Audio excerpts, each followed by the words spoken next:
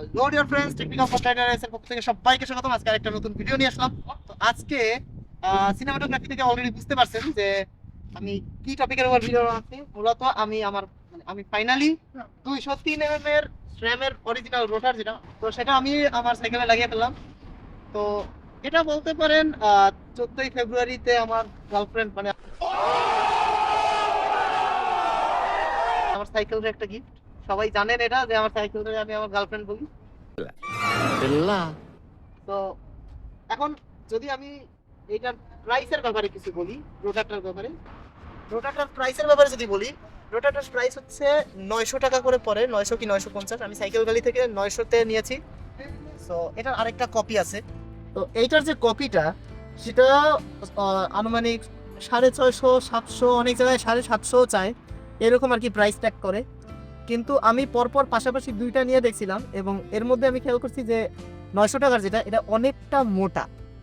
এটা মানে এইটার যে কপি সেটার থেকে অনেকটা মোটা এবং অনেকটা ভারী। এই কারণে আমি ডিসাইড করি যে আমার একটু আমার যদি বেশি দিন অপেক্ষা করা লাগে তারপরেও আমি এইটাই নেব।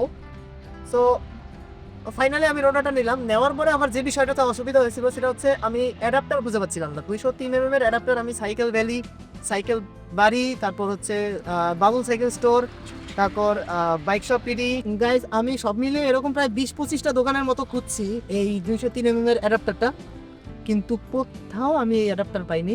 পরবর্তীতে আমি গুগল ম্যাপে সার্চ দিয়ে দেখি যে রামপুরায় সাইকেল স্পেস নামে একটা দোকান আছে। তো আমি ওই জায়গায় যাই এবং তাদের কাছে গিয়ে দেখি তাদের কাছে 203 এর সামনের চাকাটা 2000টার স্টক করে রয়েছে।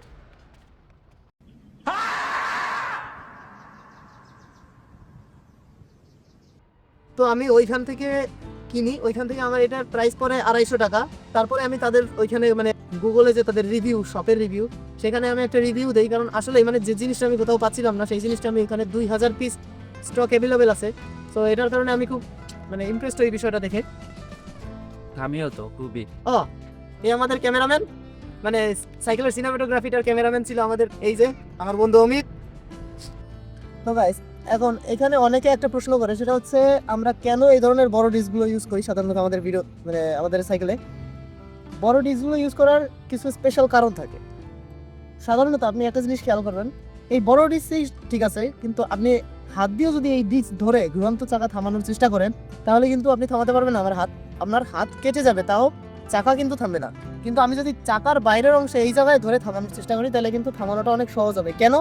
কারণ চাকাটা যে সেন্টারের চারপাশ দিয়ে ঘুরতেছে, আমি সেই সেন্টার থেকে অনেক দূরে শক্তিটা দিছি।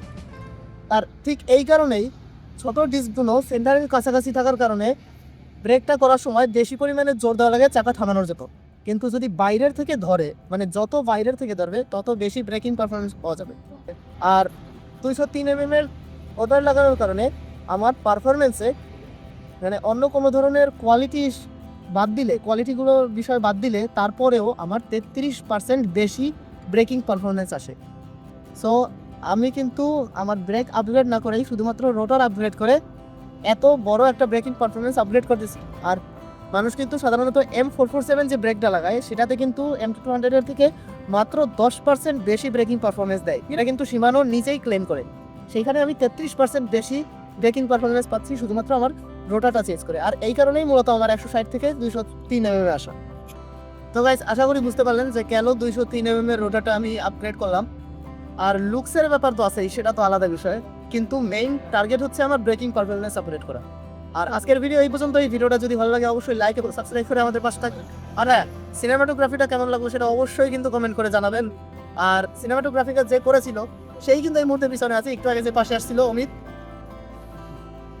Dress change. যাই হোক গাইস, আজকের জন্য এখানেই বিদায় নিচ্ছি। Till then, take care, goodbye, happy cycling.